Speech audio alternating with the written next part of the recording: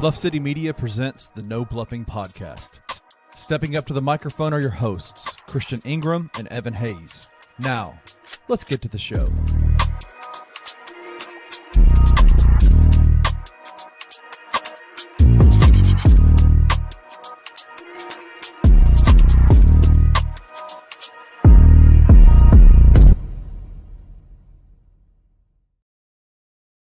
Grizz Nation, what's going on? I am Chris Ingram.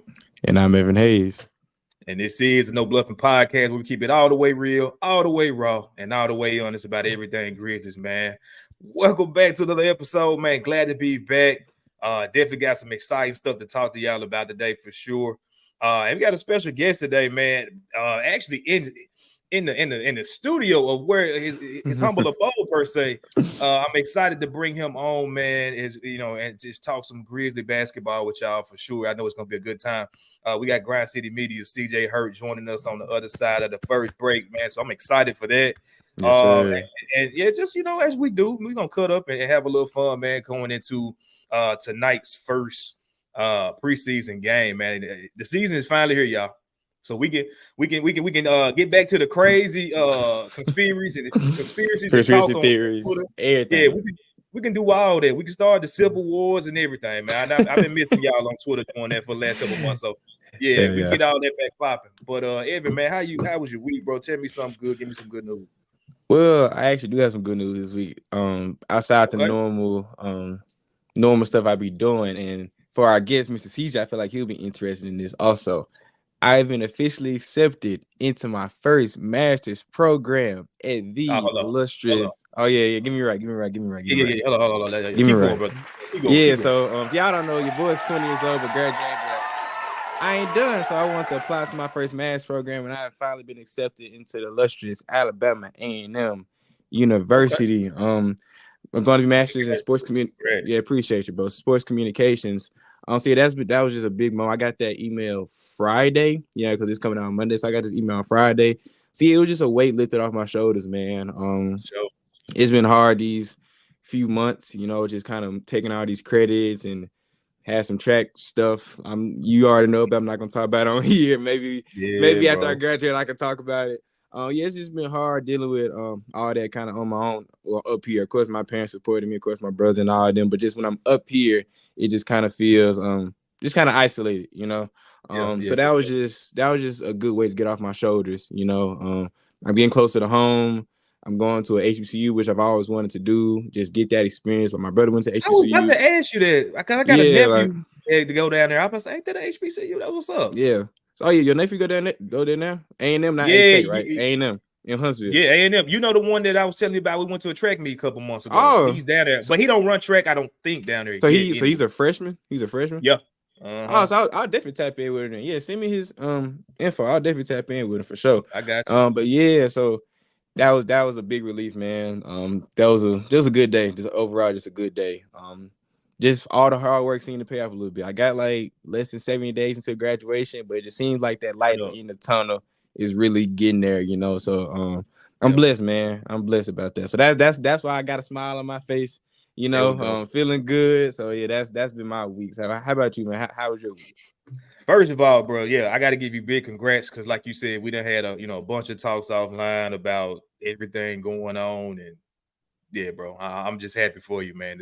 That situation don't work itself out, man. Like we've been saying this for months, man, and I don't care. Like even on the other side of whatever that y'all going through, still, if you ain't gonna, if you're gonna worry, don't pray, and if you're gonna pray, don't worry. And that's like all this that we done talked about, in our personal lives a little bit, on here. Like true testaments for sure, bro. Like stuff gonna work itself out. So big shout out to you, man. For me, like I said, Grizzly basketball is back. Had some things pop off at work that kind of was good. Had some family over this past weekend. We had a paint sip with pumpkins. So that was turned up, bro. That was fun. It's a mug. I know the girls love that. I know the girls they probably ate that up. Man, my daughter. The oldest one, bro, she literally painted a whole pumpkin and then wanted us to wash the junk off so she could start over. I'm like, bro, it don't work that way. It don't work that way. But yeah, definitely exciting time, man. Just hosting your family and having some just fun at the house or whatever. And like I said, now we here at T minus, bro. T minus a couple hours. We get to see. We knock on some wood, but we get to see our guys back in full effect, bro. I'm excited for that. So, we're going to go ahead and jump into the news, man. I ain't got no crazy questions for you today because I just really talk ball and talk about what's to come. So, if something comes to my mind, though, I'm gonna bring it up. For sure. But before y'all do that, make sure y'all go ahead and give us a follow on Twitter at the No Bluffin Pod.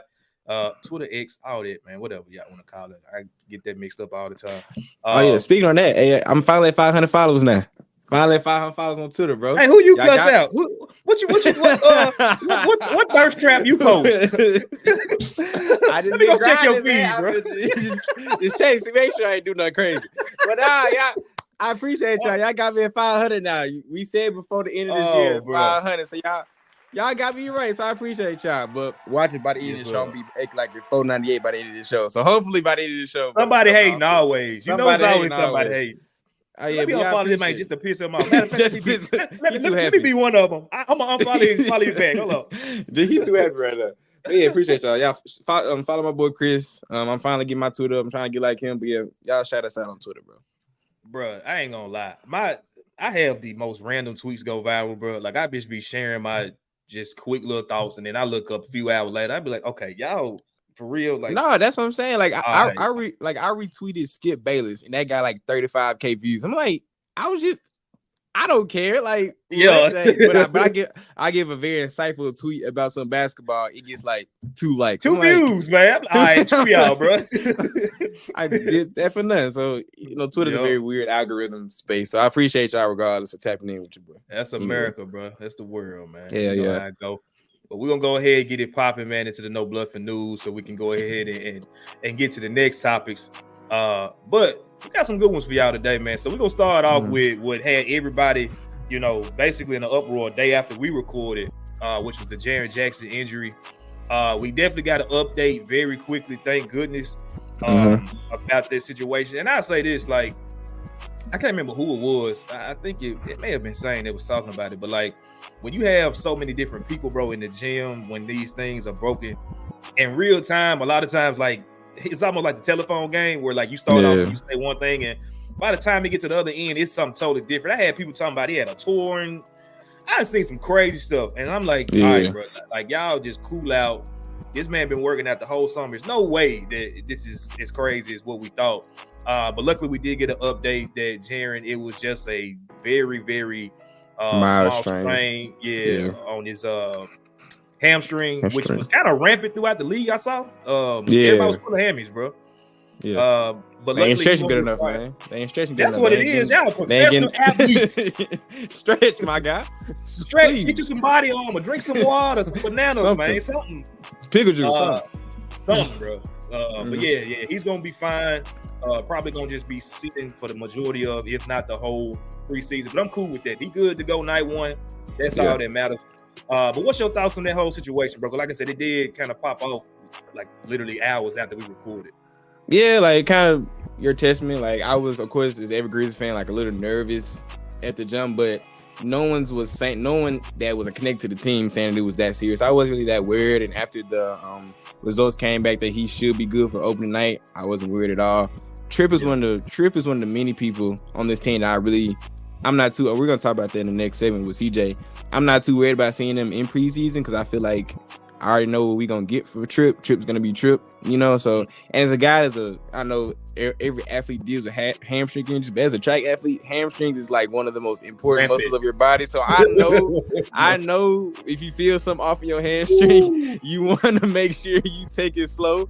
So as a track athlete, I feel for him. So take all the time you need, Tripp. You don't need to play these 3, 4, 5 preseason games. I think the preseason is too long. That's just another conversation. I think that's too, in my opinion. But yeah, I'm not worried at all. As long as number 12, number 13, number 22 is playing opening night, I'm gonna be all right. So feel better, Tripp. Be ready for game one, and that's all I gotta say. Bro, what's your worst? I know you got a hamstring story in track, and I got one too. But what, get the people one. I got to hear my yours. worst hamstring story. What was the situation or what happened or whatever? Oh my goodness, I got two of them. I got to see which one I'm gonna tell you. Which one's more funny? Let me tell you mine while you yeah. Tell yours first. So it's senior year. We done came off a very successful football season. I think we made it to the semifinals in the state championship, then lost to Whitehaven by 1 point at Melrose Stadium. I'm pissed. But anyway, it's a long story.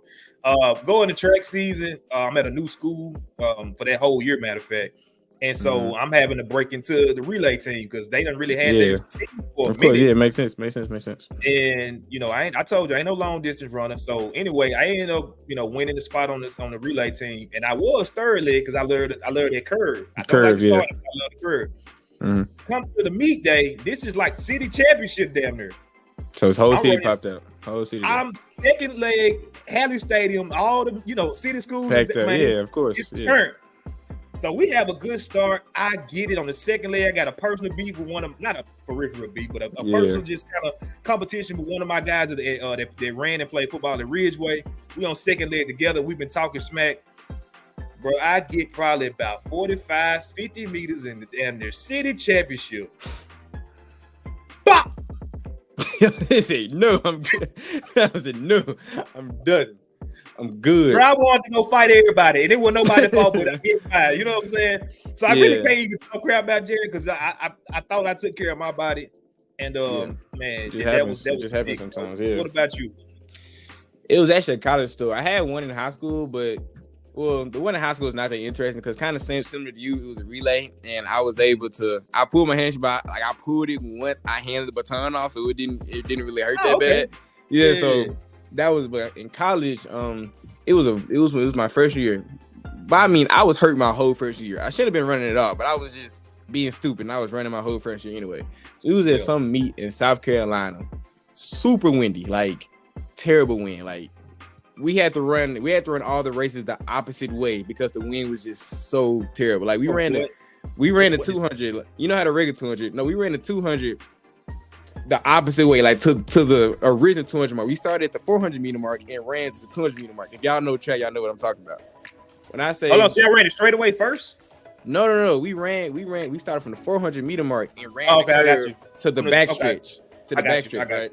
Yeah, so I get out and it's super windy. Like it was kind of windy but cold at the same time. So I'm like, okay, I'm like heat like 4 or 5. So I'm trying to stay warm. I'm like trying to check myself like you good. Don't block it out. We good. I'm trying to trick myself into saying I'm good. I get out. I catch the first dude on my outside. So I'm like, okay. I'm moving. I'm on pace. I feel like I'm on pace to PR. When I say like I'm in the lead, but like at the 40 meter mark, my hamstring just started tightening up. So I'm just like pulling myself across the line. I was so mad because that was my fastest race of the year to that point because I was hurt the whole year. Man. But even in that race, I like the last 30 minutes. People say like, you good? I'm like trying to cross the line like straight like you look so good to the 170 mark. You hit a wall. No, I didn't hit a wall. My hamstring, it pissed me off. My coach at the time, I put my ice pack. He said, "Hey, coach, I think I put my hamstring." He said, "You're good. Just walk it off." I'm like, I gotta walk to the bus. The bus, they love it. 30,000 meters away. And I gotta walk to the bus. On one hand, I'm with the ice pack. I'm on the bus laid out with the ice pack around my leg and all that. I'm like, it was like a 3-hour bus ride back. I was like, this is terrible. So yeah, that's my worst hamstring story. The fact I had to finish the race with it and then walk back to the bus and then a 3-hour bus ride back to campus on one hand. That jump was so tight when you got off that bus, bro. I already know it. I was dang near in tears, bro. It was bad. So we feel you over here at the No Bluffin podcast. Trip hamstrings are no joke. So we feel you, bro. You gotta take it, man. If you don't nurse them, then you can be having that lingering forever. Facts. But shout out to them, man. Trip. Take it easy, bro. Don't be out there shooting and jumping like Gigi is on the boot. Gigi will get on your ass. Gigi, please sit down. Chill, bro. I need you starting soon, bro. Chill, we need you. In January, we need you starting it. We need you starting at the beginning of 2025, bro. Please sit down. Chill out. Please sit down. Oh man. Next topic, we got the WNBA semifinal. I ain't gonna stay on this too long because obviously we're recording before the actual game 4. Game 4's yeah, happening. game 4 that could be over. But so, I just want to ask you, just who have you? Obviously, the links are up 2-1 on the Connecticut Sun, as well as the Liberty up 2-1 on the Aces after the Aces had a blowout win the other night. Quick thoughts on those 2 series, bro, and who's your just standout player so far in the whole playoffs right now? I don't know, probably the whole playoffs. Nafia cost. I keep messing her name every time. Nafisa, she's a dog. I called her Nafisa, and I was like, okay, she got a Keisha, she's not a Nafisa. It's Nafisa, my bad. So she's probably my MVP of the playoffs so far. She's been playing consistent this whole time. I honestly had the Lynx make it to the championship anyway, so me too. That's not really a surprise on that. Yeah. And on the other side, even though I've been biased, I've been wanting the Aces to go back all year. They just haven't looked like the Aces all year. They haven't. So I'm trying to hold out hope for Asia to complete the greatest WNBA season of all time, but I don't know. It just I hope that it gets to 5 games. I hope, because as y'all know, we record this on Sunday, so we may look stupid again once this episode comes out on Monday. That's the good thing and bad thing about recording at the beginning of the week.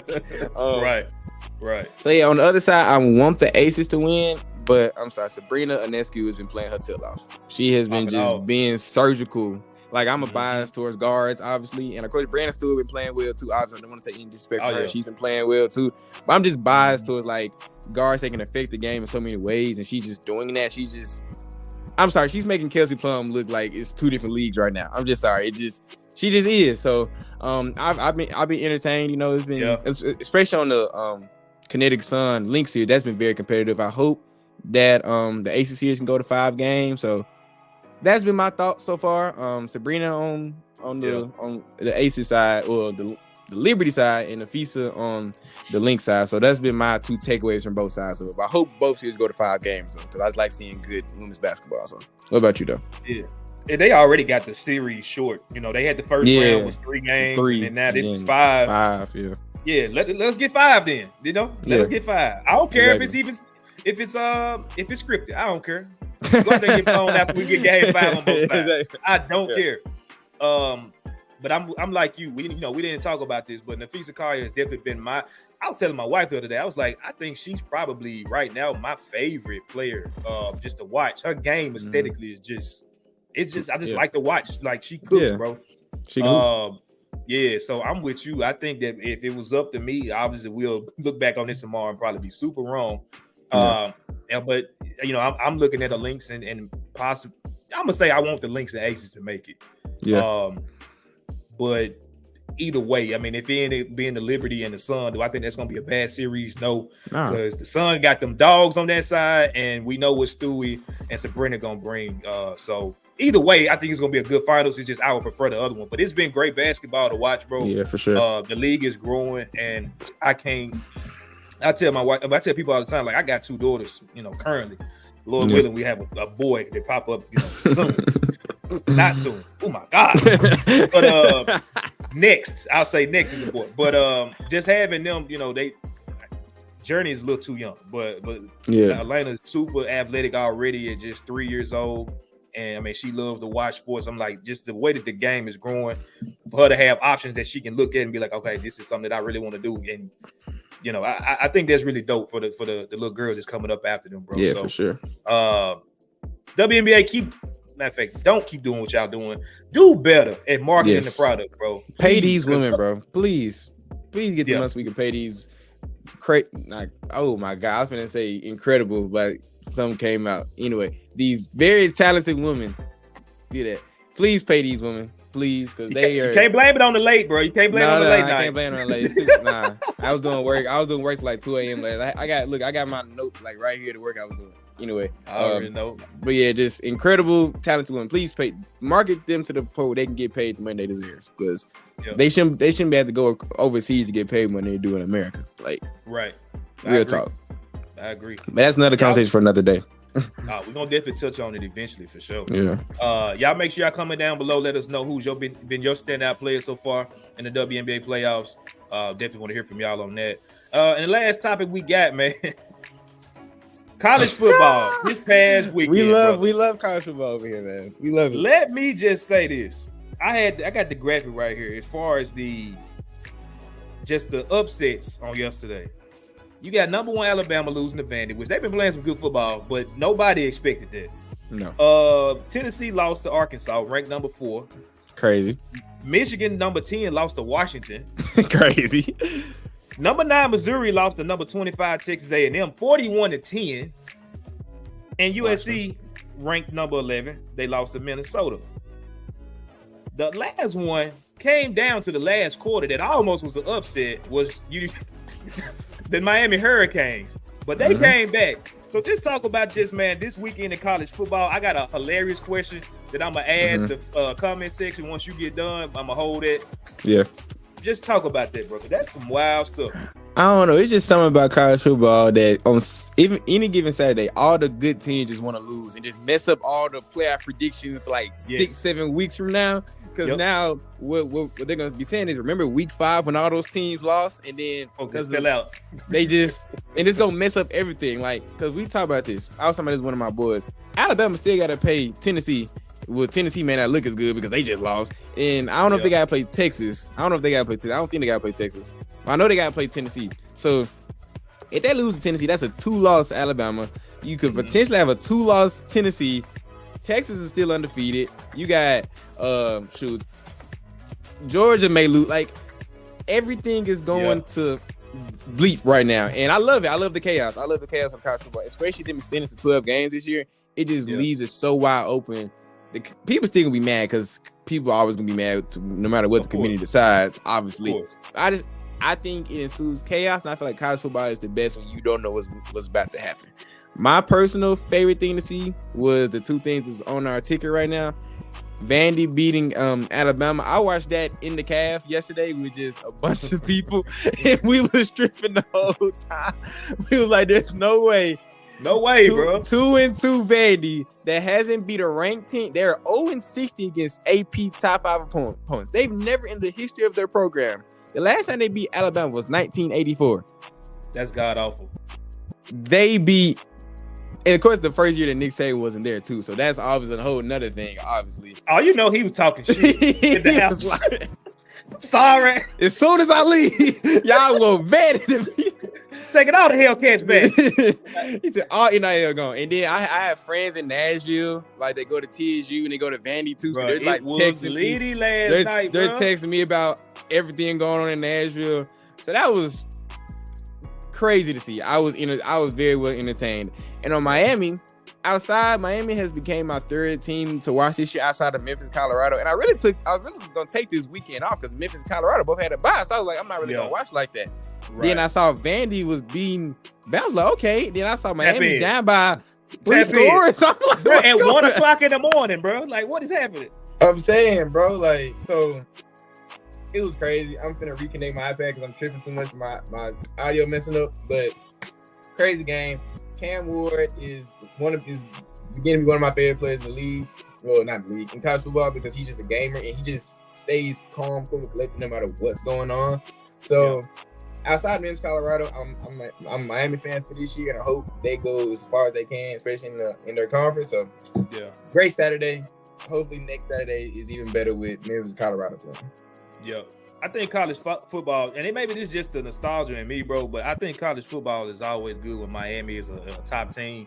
I know when I was growing up, they was always just, they was the school. I think for the longest, that's where I wanted to go. Then obviously, when you actually get to playing college football, shout out to Greg Cooper. He was probably, I think, one of the only people out of Memphis I've seen, as a recent anyway, that got out to the University of Miami. But that was dope for us to see one of our very own down there in that type of system. But definitely playing some good football. Them being on at 1 a.m. is crazy. I went to sleep and woke up and saying they were still on. I said, okay, let me cut this on. And I was just blown away. But good for them. I do think, and maybe this is just a Memphis homer in me, I think all these top teams losing doesn't put such a black eye on the loss that Memphis had if they can continue to win, like we talked about a couple of weeks ago. So that we'll see what happens with that. But I got a question for the people down in the comment section. How much money on FanDuel did y'all lose this past weekend? What I want to know. Put that in the comments because I know y'all lost like a mug. It's no way. Like, if anybody came up, you are a sicko and you need to be investigated because there's no way all these teams lost like this, bro. I don't get that at all. I was just happy because I'm in UT Knox country in my part of the country. I was just happy to see them lose because there was a watch party going on like on my campus for Tennessee versus Arkansas. I'm like, I don't want to go. I don't want to be around all the Tennessee fans if they win and all that. When they lost, I was like, let's go. All right, boy. You better be careful out there, Hicktown, boy. What you say about them balls, boy? What you say about that ball, boy? What you about them? What the balls? Rocky Top is still on. I don't care who loses. So yeah, anytime the Vols and Bama lose on the same weekend, I'm a happy person. So I don't care. I'll be if ain't no Vols and Alabama haters, I'm dead. Because if it's one hater, it's only me. So that's how I feel about the Vols and Alabama. That's just my take, man. Great college football weekend. Hopefully next week, Memphis and Colorado take care of business next week, so me and Chris can be happy when we record this. Because when they lose, we be mad. So hopefully next week won't talk about it. We don't want to happen. Hey, Vandy, y'all messed up my agenda too, man. I've been trying to actually boot y'all from the SEC so Memphis can get in. So y'all need to chill. Chill. That'd be terrible. I know you saw the F-bomb the quarterback laid on when he got done. He was like, man, it's dirt. He was lit. I respect him. I forgot dude's name, but boy was lit. Man, them folks had the goalposts in the river. Man, them folks didn't play, bro. They didn't play. He was quick too. They got that shit down fast. You gotta think. Straight to Broadway. Vandy is on. Is it West End or is it basically? It's a straight shot to Broadway where Vandy is. Yeah, and the river is literally. I mean, you right there off of it. Right. Man, I said y'all ain't bullshit. Yeah, you folks get mad. They had like a bunch of ants. They just they was calculated. They was calculated. They were precise. They got the job done. Simple as that. Shout out to them, man. Shout out to Vandy. Shout out to Nashville. Nashville, we had the training camp there this weekend. They said, I think TSU homecoming. Nashville had a week. Yeah. The Grizzlies visit TSU. They had a step show for the Grizzlies and all that. Yeah, man. My phone been ringing. I'm jealous for all my friends in Nashville right now because my phone been ringing this whole week about that, honestly. Turn. But we're going to get out of the news topics, man. We're going to jump to this break. And on the other side of the break, man, like I said, we got special guests. CJ Hurt of Grind City Media excited for this conversation with him, man. So y'all make sure y'all stay tapped in, stay locked in. We're going to be right back on the other side of the break of the No Bluffin podcast.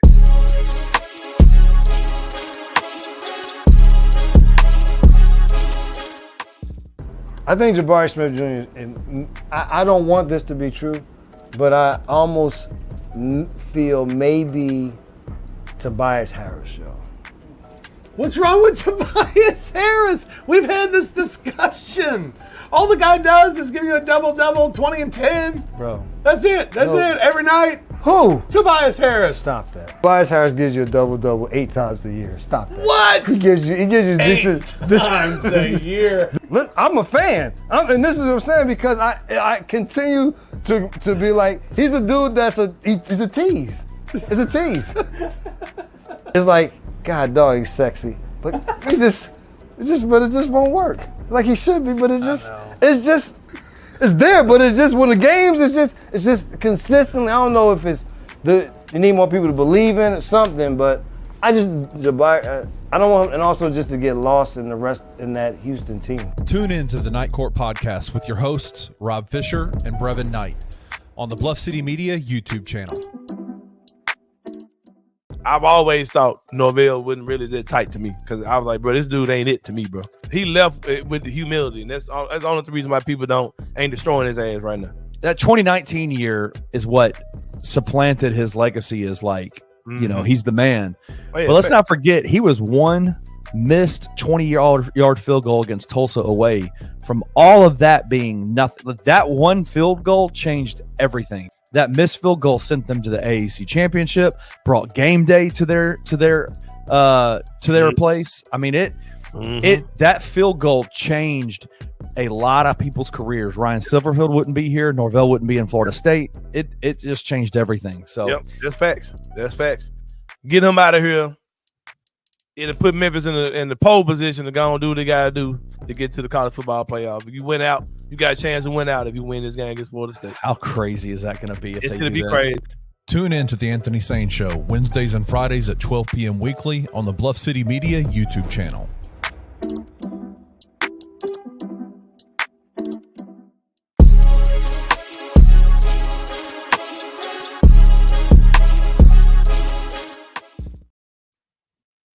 Welcome back to the No Bluffin podcast, where we keep it all the way real, all the way raw, and all the way honest about everything Grizzlies. I am Chris Ingram. To my right is my guy, Evan Hayes. And in the middle, man, we got a special guest on the show today. We have Grind City Media's own, the hardest working man in show business at Grind City Media, one of my favorite personalities on the network, man. We got Mr. CJ Hurt joining the show. Hold on, let me get you some claps, CJ. Hold on. Give me some claps, man. Welcome in here. Tap my guy in, on, man. y'all? How y'all doing? Doing good, man. Doing good. Love to hear. Yes, sir, man. We appreciate you taking your time out. I know you got a super busy day today with everything going on down there at the Forum. Man, I couldn't make it, but I said, you know what? I'll be down there for opening night, so it's all good. I'll get the energy then. It's all good. Man. But yeah, man, we got a lot of questions and things we just want to talk about with you today. First of all, let me just say this. Reverend Knight, man, you are my man. You already know you're my pick to be the Dex Grizzlies coach, but that's another conversation.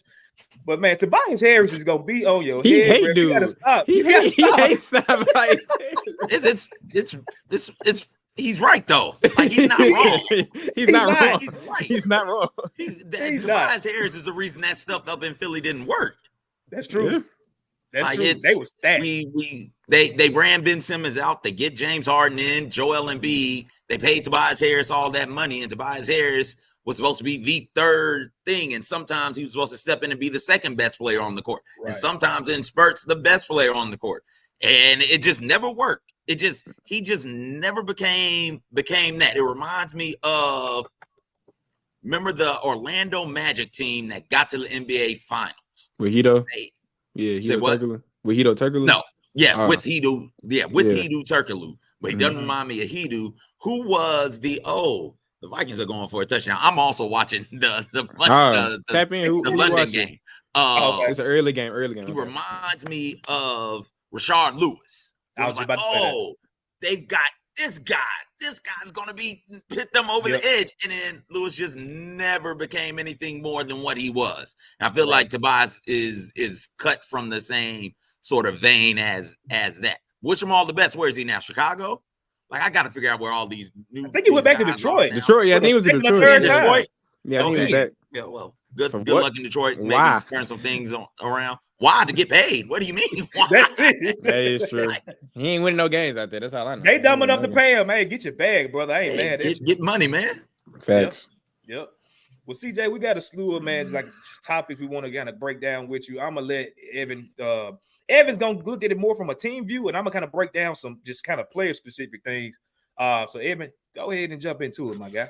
Well, my guy CJ, since everybody knows you are very well tapped in with the Grind City Media family, you probably what I say is the Swiss Army knife of Grind City Media. You know, he does the show, he does interviews, you know, and all that. So Mr. Everything, I call Mr. CJ Hurt. So Mr. CJ Hurt, since you were in the building for Media Day, what was the vibe around the team? What were your impressions that on Media Day that you got from the team, from the players you spoke to? Like, what was the vibe and the energy in the building that day?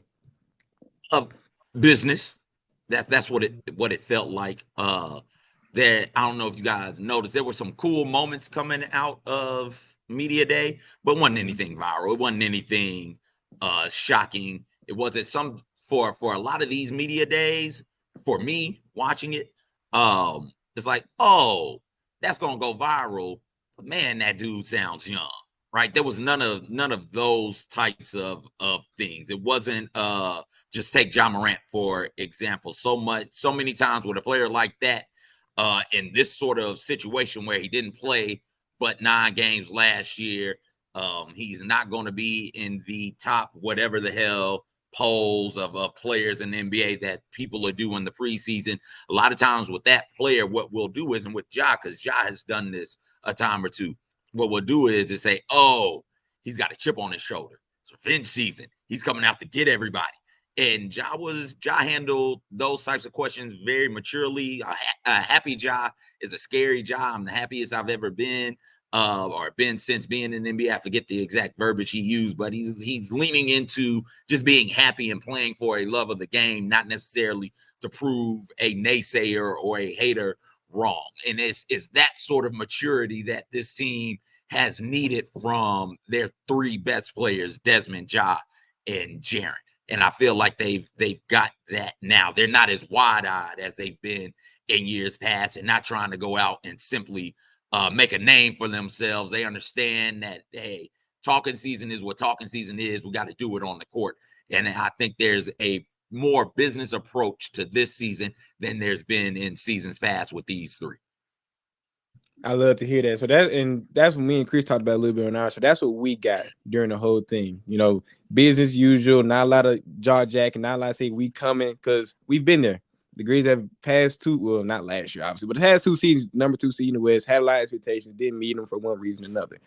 But being in that, you had media day, now going to training camp. I know you weren't on location in Nashville, but, you know, you was tapped in. We were seeing Mike Wise, what he was talking about and all that.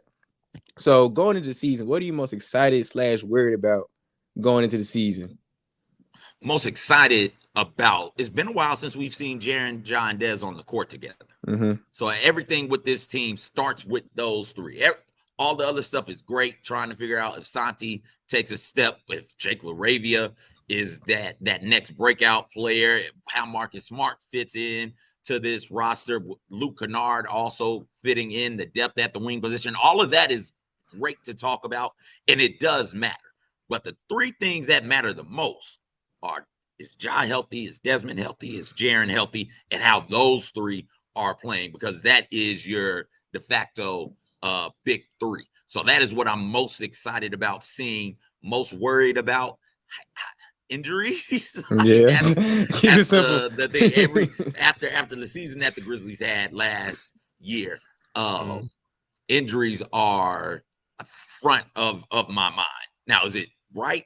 No. Is it intelligent? No, because so many times injuries are fluky. But that's the thing that I am most concerned about going into the season. If this team can stay healthy, with those three being healthy in particular, I think they've got a good shot at getting home court advantage in the first round of the playoffs. And that's my thought on the season. Like, what's a good season for the Grizzlies? Mm-hmm. Top 4 seed in the West, home court advantage in the playoffs, and then let's see who you match up against and what happens from there. So you were speaking on injury. So I know me and Chris were very nervous when we got the news. So when you heard about GG events going down, did you go back into last year mindset a little bit like, here we go again? Or immediately.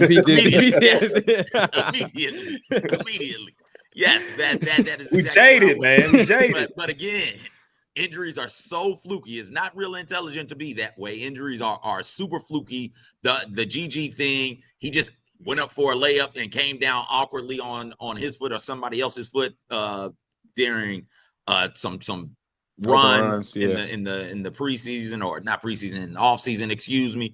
Like, you can't protect against that. That is going to happen, and you want players to be out there doing that so they're not completely out of basketball shape when they come into training camp. So yeah, it was a bit of a no, not again. But again, it sucks not having GG. It sucks not having Vincent Williams Jr. go through a training camp with the full group with the full roster.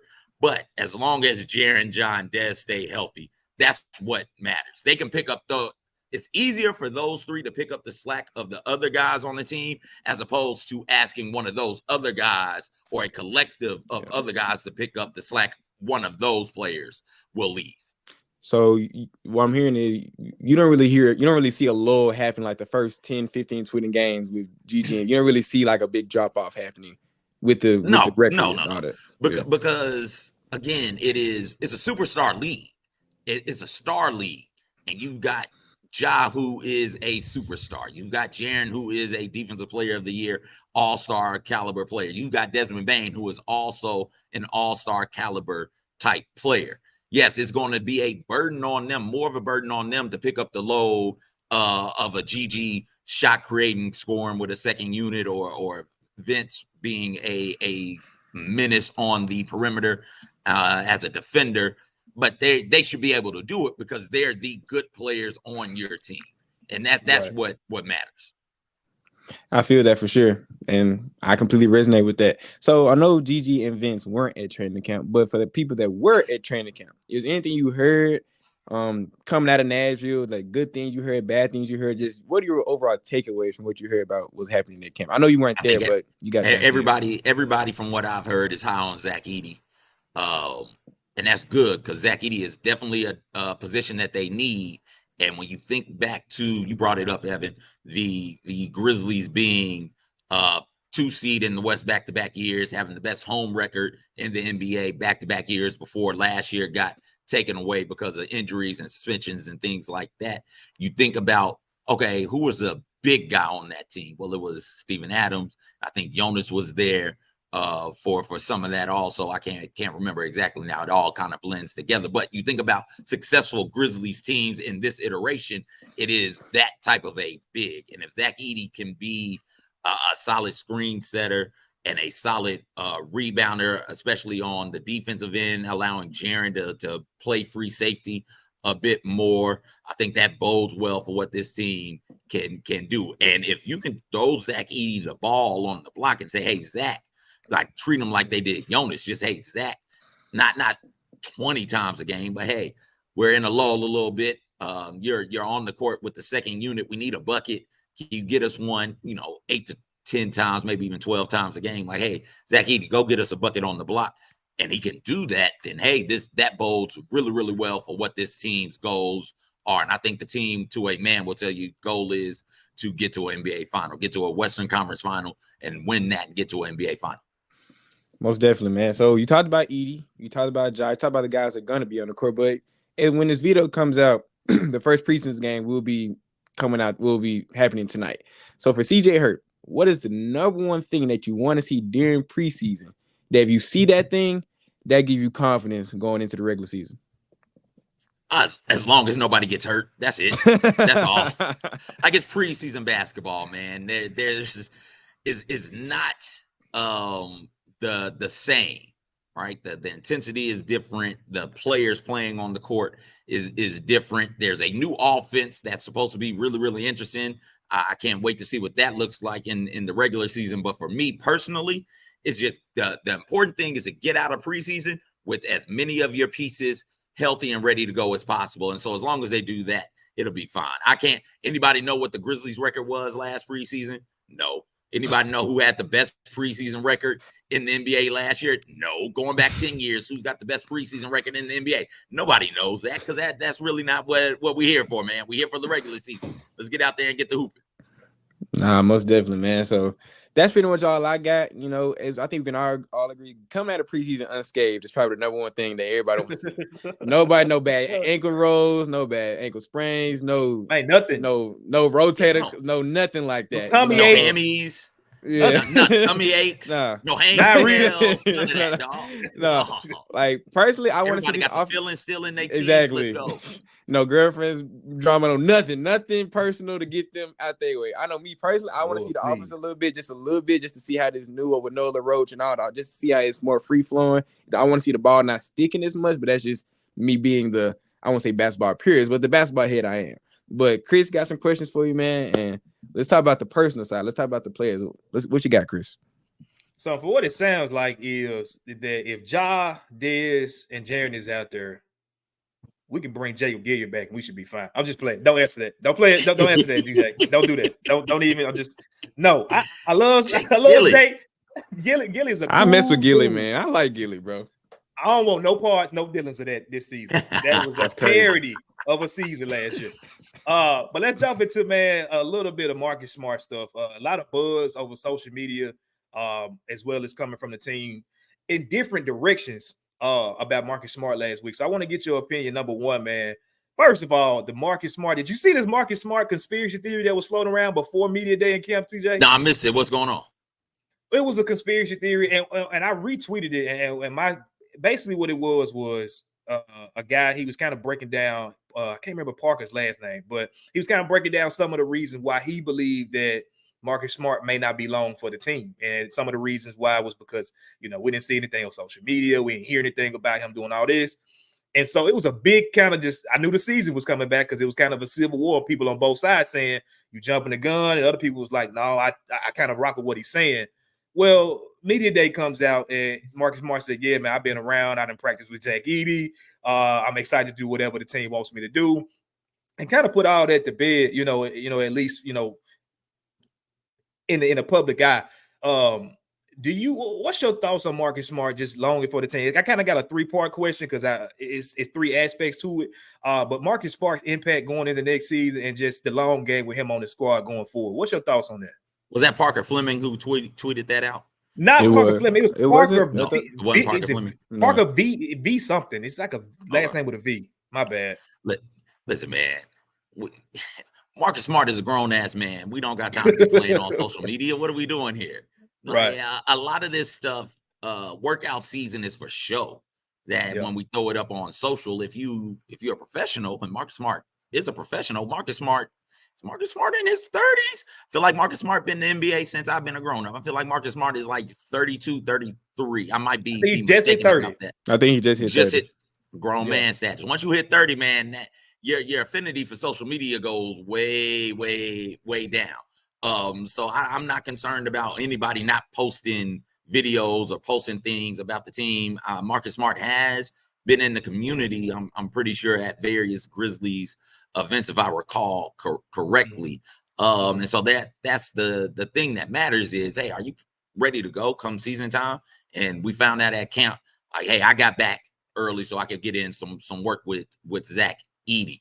And so that's good. Listen, if he doesn't want to be here, that's fine. Like, I don't want to be at my job either.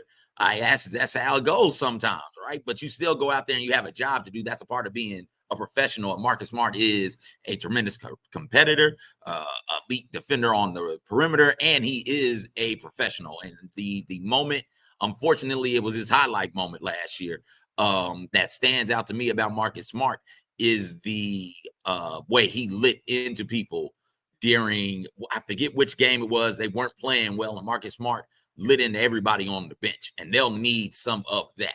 They'll need somebody to do that. And as long as Marcus Smart is here, he's going to hold everybody to a standard and an expectation. And it's important to have players who are in control of that. That can't always come from the coaches, the general managers, the president. That has to come from players, particularly in game. And I think Marcus Smart will do that. I think Desmond Bane has that ability and that respect in the locker room to do that as well. So as long as Marcus Smart is here and being a professional, I don't really care if he wants to be here. He's doing his job, and I think he will continue to do his job at a high level.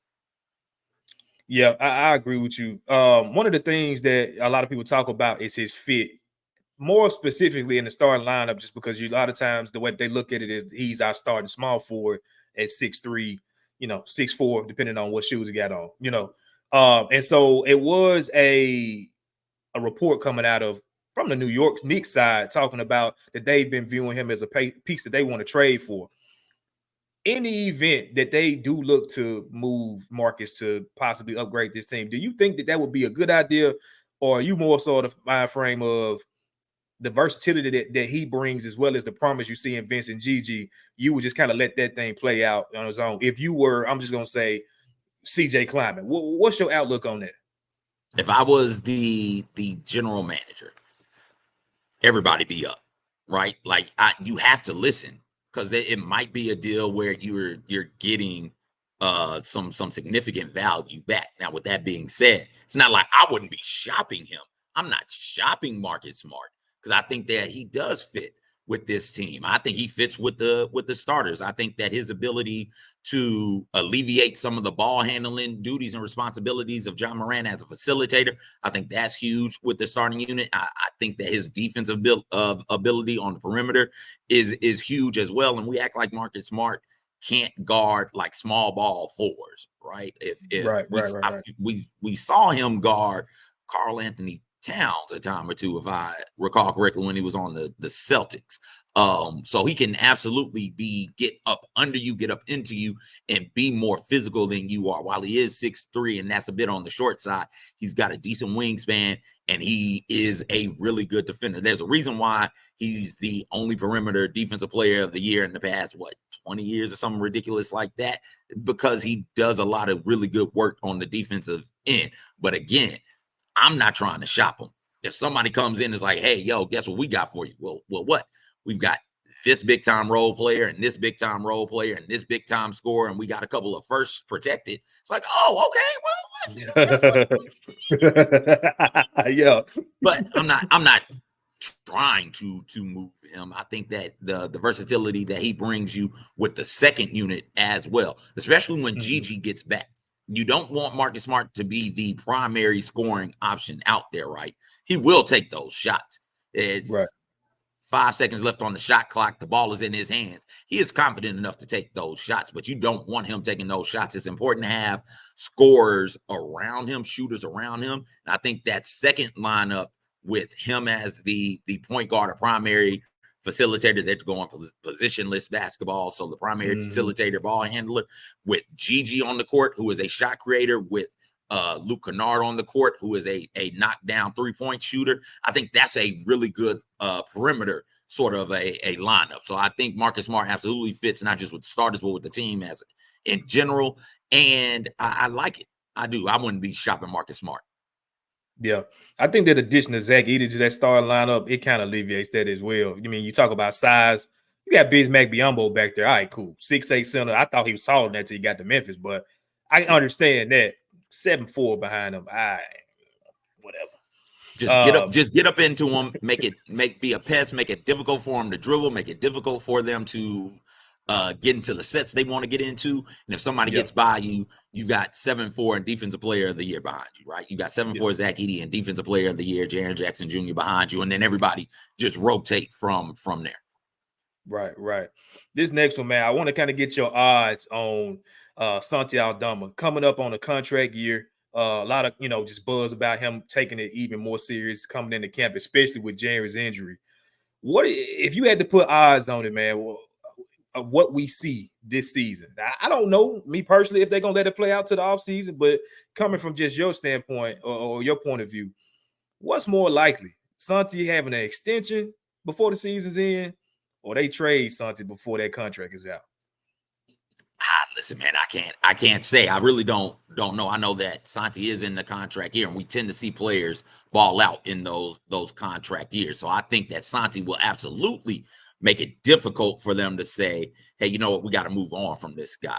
I think that he'll go out there and perform at a high level to where it's like, what are we going to do? We're in a bit of a tough spot. And the NBA, give them credit. They wanted to make sure that we never got another Golden State Warriors again, right? They wanted to make sure that you aren't able to do what the Warriors did in having Steph, not Steph Curry, but Steph, Clay, and Draymond, and then you're able to go out there and lure a free agent like Kevin Durant by making the tax penalties so damn unbearable with the restrictions that they put on you, not just in the money you have to pay, but in the moves that you're allowed to make as far as roster construction.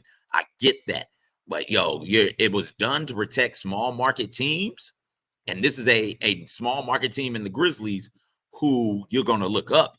And it's, hey, we can't afford to keep Santi. And we drafted him. We developed him. We, the Grizzlies, not me, but the Grizzlies drafted him.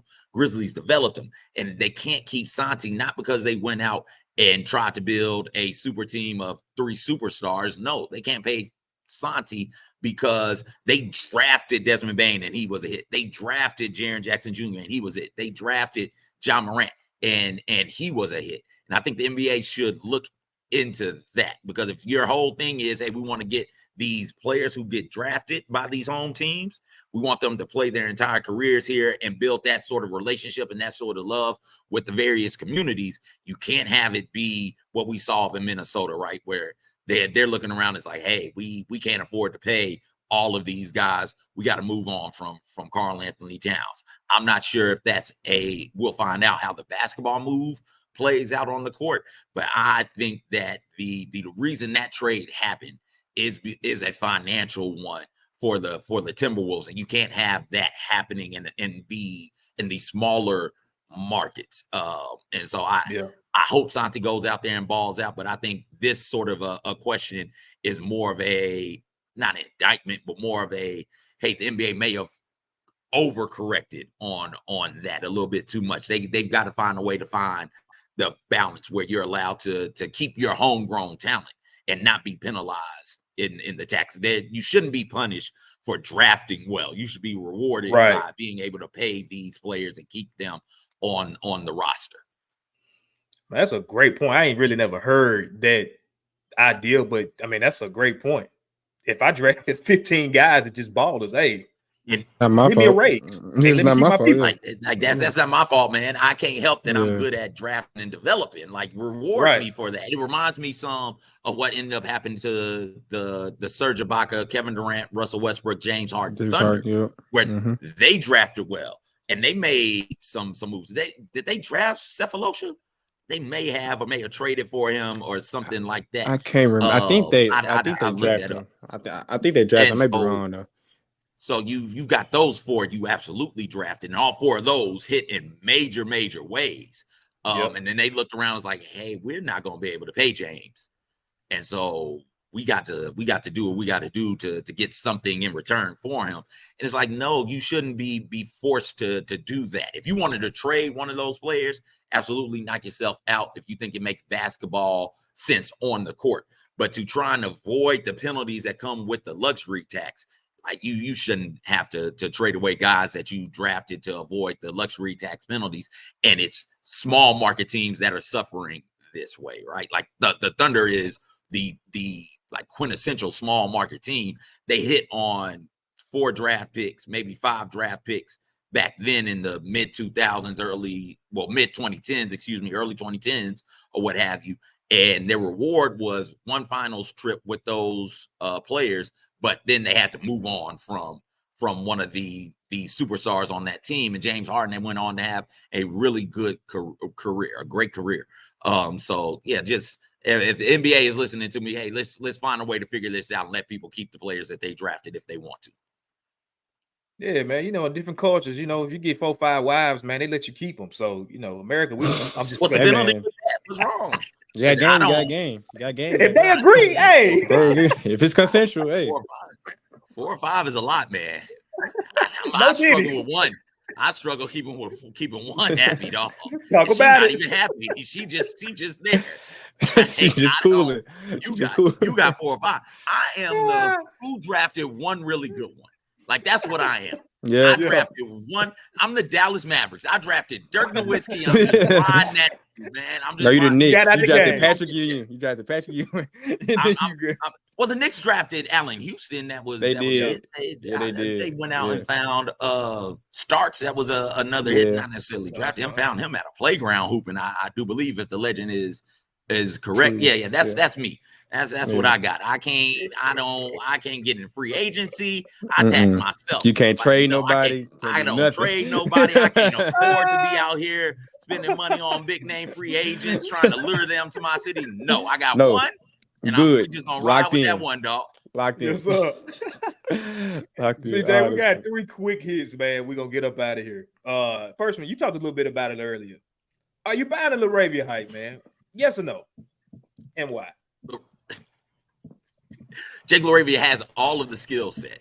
He does. He's big, long, athletic, and he's played 70 games in 3 seasons. I need to see him do it. I need him to stay healthy, and I need to see him do it. That's all on LaRavia. Yep. I said the same thing last week. You see Evan trying to get you know I don't like everybody know I don't like Jake LaRavia. So anything people bring him up, I don't know. I don't rock with dude. You cannot like him or form an opinion on him, right? Like he hasn't played. That's the thing. My whole thing is just like meaningful. Yes, he's been hurt, but like when he's on the court, he hasn't jumped off the page to me to solidify him being a future of this team. Like last year, he played well at the end of the season. I think that's empty minutes. He played good. He played pretty good in summer league, but I haven't seen him play meaningful basketball to solidify why he should be a future piece of this team. That's what I want to see. Think about it like this, though. 70 games, that's not even a full NBA season. It's not. Right? Like, he hadn't played a full NBA season. So, technically, from a games played standpoint, he's still a rookie from a games played standpoint. That's true. Like, so we wouldn't be, if this was treated like year one of Jake LaRavia, doing some of the things that he's able to do, it's like, oh, that's cool for a rookie to be able to do. But he's not a rookie. He's been here 3 years.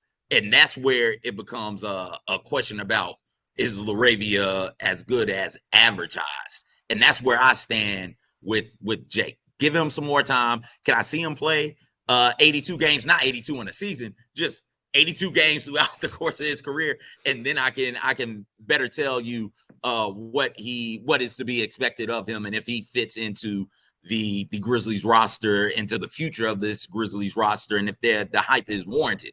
But he hadn't played enough for me to have a real opinion on him. I do hope he is what the Grizzlies need him to be. I do hope that he is what folks are hyping him up to be, because if he's that, then again, that bodes well for the Grizzlies as, oh my God, somebody's breaking down the field. All right. Okay, I'm sorry. I'm back. Are you good, bro? You straight. You good. That's exactly what I said last week, TJ. I said, you know what? I'm not hating. I don't want to use the word hating because I don't think Evan hating on LaRavia.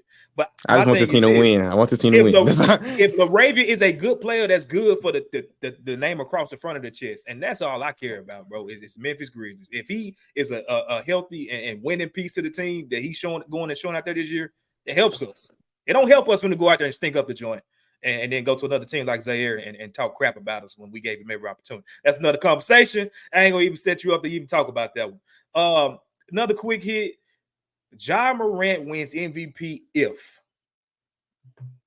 Ja Morant wins MVP if this team is first in the West and his splits are something along the lines of, I'm gonna say 28, 9, and 7. Right, like those are the stats that I think would be necessary for Ja Morant to win MVP. And the team success is the big thing. And the team success is the thing that drives a lot of the MVP conversation. There are the NBA is so talented, man. It's a ton of people who are going to put up a ton of stats. But when we start weeding them out, it always comes back to, hey, how much team success do you have right now? Right? It's a lot of dudes responsible for the overall success of their team. And some of their teams hover around 500 majority of the year. But we look at the teams that are top 2 or 3 in their conferences, and we look at those best players and say, okay, these are the guys, because we got to find a way to weed it out. And these are the guys that will be in the MVP conversation. I think the more interesting thing about that question is Ja Morant, I don't believe, cares about that. I think he wants to go out there and play basketball to the best of his ability.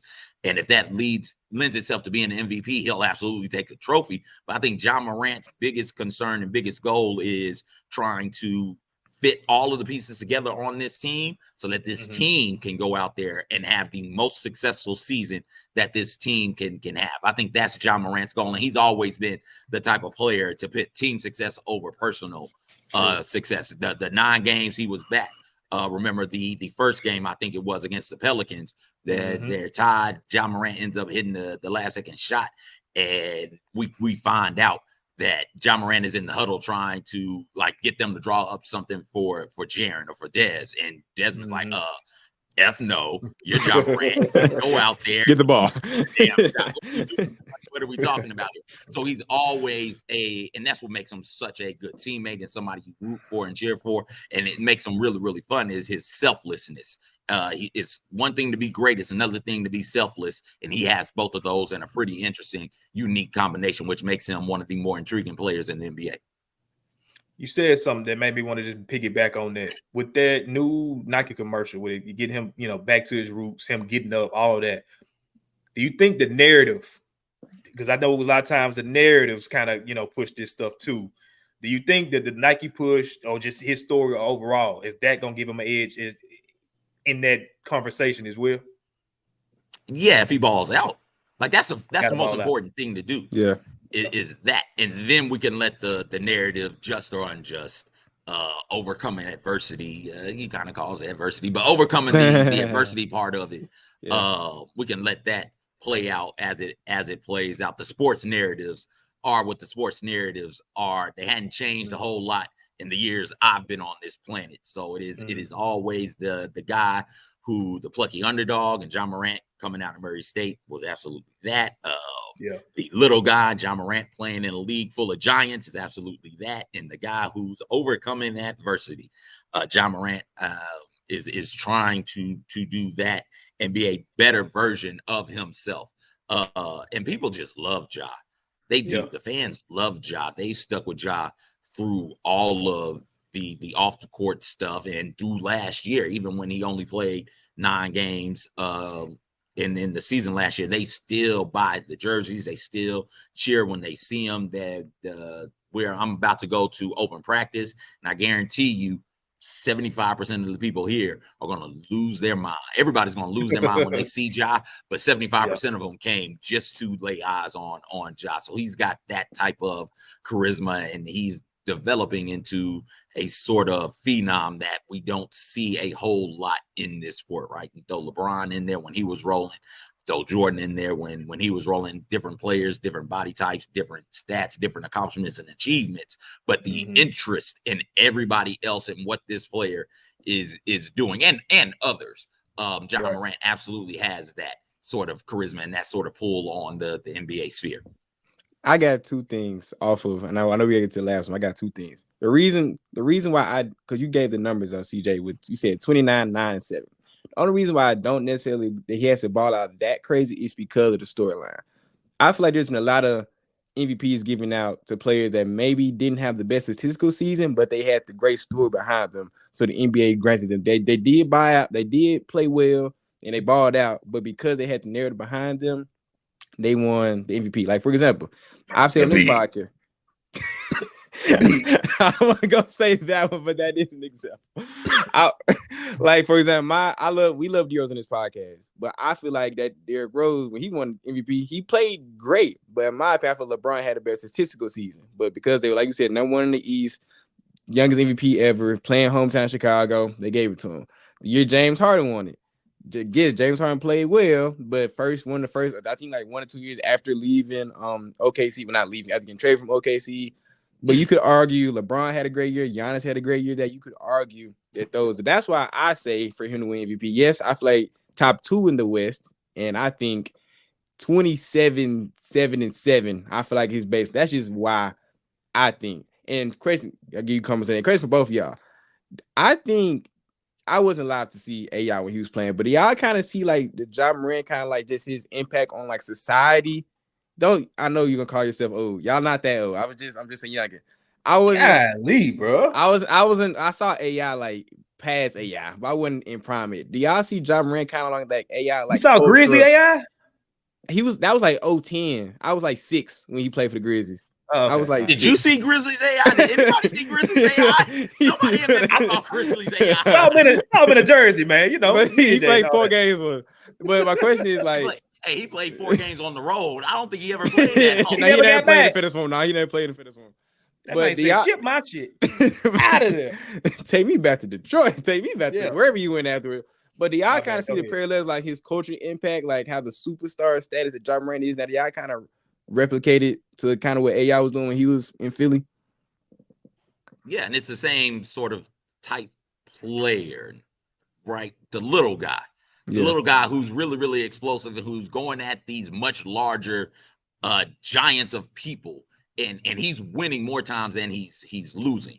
There's something to be said there. And then you think about what Allen Iverson meant to just culturally, fashion-wise, attitude-wise.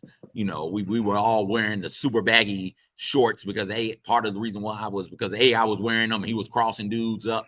You look up now and you see kids trying to emulate Ja Morant and wearing things that Ja Morant wears, the hair and everything. If you can grow your hair like that, I can. I'm bald, but listen, more power to you.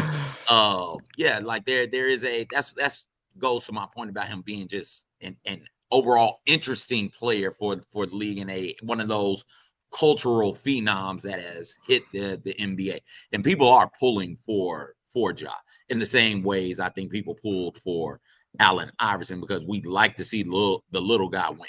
And while Ja is not little, Ja is like 6'3". When you're playing against dudes who are 6'6", 6'7", 6'8", 6'9", 7'4", with wingspans in the 8 feet range, right? Like, it's like, oh, look at this little guy going out there and doing his thing. He just jumped over people. He's dunking on these big dudes. Like, yeah, let's go, Ja. He's fearless.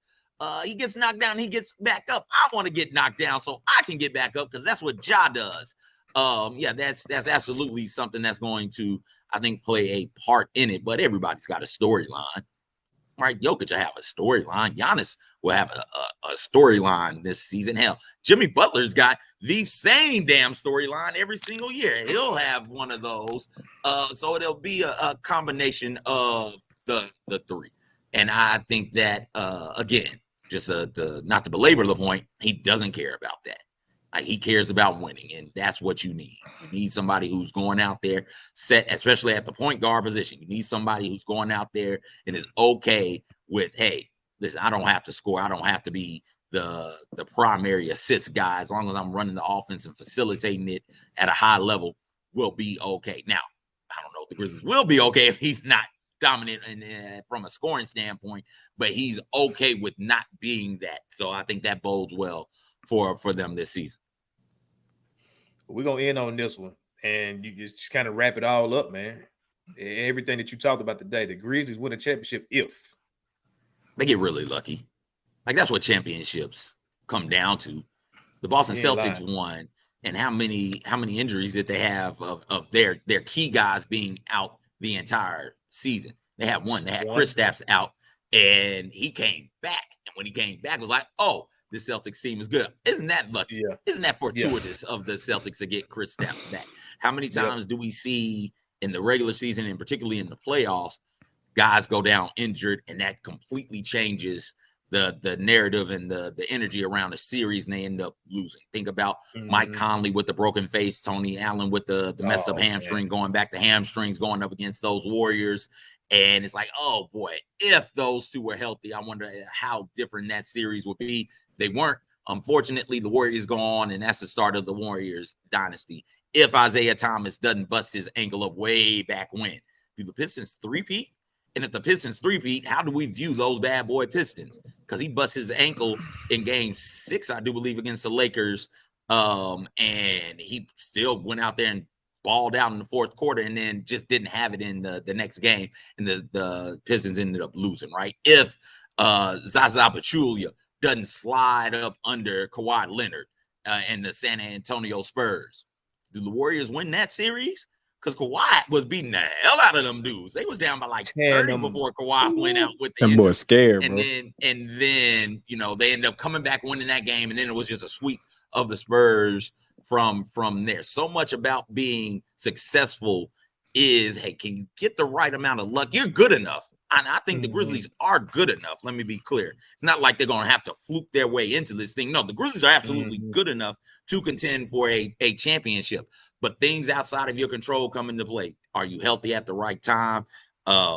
Is everybody gelling the way that they need to gel? Like those types of things. Hey, the bounce of the ball, does the ball bounce your way?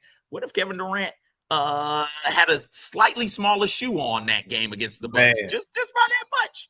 That's the difference right there between the Nets moving on in the NBA playoffs and the Bucks eventually moving on and winning the NBA finals. It's just that much. It is just that much. That's the difference in champion and what if. And the Grizzlies are good enough, so that's most important. Now they just need some things to break their way. Sometimes you got to make your own luck, but sometimes it's a thing of fortune that lends itself to you winning the championship. Man, CJ, I don't know if you saw my face, but as you was talking, you made me have an epiphany that I ain't really feel comfortable with. And it was that the Memphis Grizzlies injuries ushered in the Golden State Warriors championship run. And it also basically walked them into their last one to end the dynasty 2 years ago. It all comes back to Memphis, man. All comes back to Memphis. That's luck. Now I don't like that. Hey, you can go with the key theory. You can go with the key theory. With it, hey, the Grizzlies have had such bad luck late in the NBA season or in the NBA playoffs. Hell, they're due for something to break their way. That's right? A fact. Yeah. That's a so fact. maybe you roll with that. But the important thing is they're good enough. This Grizzlies team is absolutely good enough to win a championship. Let's see if they can go out there and execute at a high level, which I think they can, and if some things break their way. Yeah. Most definitely. Oh man. It's about to be a season, man. I'm excited. I know y'all are excited. I know the listeners are excited. It's time to roll the ball out, man. It's time to roll the ball out. CJ, man, we appreciate your time, man. Like I said, one of my favorite people in Memphis media for sure. I always tell saying the same thing. The people that's been doing it for a minute, leading from the front, especially look like us, man. Y'all give us just the ability to look at y'all and say, okay, this is something. If we want to do it, we can do that. And so we appreciate that. Even tapping in with Evan, you know what I'm saying? I know, Evan, you was up there this summer just kind of interning and watching, man. That kind of stuff matters, man. So we definitely appreciate, what you do for sure, man. I appreciate it. Real talk. Good luck. Keep pushing, keep grinding. And Aaron Rodgers just got his block knocked off. He didn't even see it coming. Like, you got to move the line, Aaron. Aaron didn't even shift it. He just got rocked. He's way too old to take that type of hit. Blindside. He's too old. Who hit him? He's way too old. Too old, moving bad. Yo, they're down 17-0 in London. And Who it's not playing? even halftime yet. Who they playing? They're playing the Vikings. And Sam Darnold still. That's who I've been waiting for him to fall out. But he's been playing well, man. Like, I don't know what Minnesota. All you got to do, football ain't a complicated sport. Do you got a super special gifted quarterback? Hell no, you don't. No, because we don't make a lot of those. It's Patrick Mahomes, it's Josh Allen, it's Lamar Jackson, and then everybody else kind of is in that good to average range. Now, what are you going to ask your good to average quarterback to do? Are you going to ask him to be elite? Because that's what you're asking him to do. You're asking for trouble. What they've done with Sam Darnold is say, hey, Sam, just don't F it up. Don't get the ball to the other team. We got a good defense. And throw the ball to Justin Jefferson as much as you can. Like that's all we asking you to do, player. And don't take sets. Don't take sets. We're gonna run the ball, keep us ahead of the chains. Don't turn the ball over. We'll be good to go. And Sam Darnold, to his credit, has done that as opposed to being in other situations and circumstances where it's like, hey, Sam, go out there and win us one. No, he can't do that. What are we talking about here? Help that man. Good grief. Cam Newton took a lot of heat for that game manager versus game changer statement. He was right. Real. Right, bro. Real. Right on it, bro. Shout out Cam, bro. Shout out Cam. For sure. Well, we're going to get out of here, man. CJ, I know you got somewhere to be, man. We appreciate you. Looking forward to this week, man. We always say, do something this week that makes y'all feel good, makes you happy. That's what matters most. And we'll catch y'all next week, next Monday, 12 p.m., where we're going to chop it up about some more crazy stuff from what we saw from preseason, man. Y'all have a good one. And as we always say, go Grizz. Thank you for listening to this episode of the No Bluffing podcast. If you enjoyed this episode, like and subscribe to Bluff City Media's YouTube page. For comprehensive coverage of all things Memphis sports, head over to www.bluffcitymedia.co and find out how you can become an insider. We will see you back here next week.